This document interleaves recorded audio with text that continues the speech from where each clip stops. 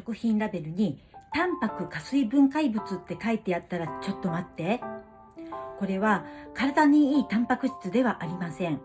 実は大豆やトウモロコシを強い酸で溶かして旨味だけを取り出した旨味調味料なんです。脳が美味しいと感じてしまうので、つい食べ過ぎるという癖がついてしまいます。選ぶときは原材料がシンプルなものを選ばれると安心ですね。食品ラベルの見方をシリーズにして解説しています。チャンネル登録をして次の動画も見てくださいね。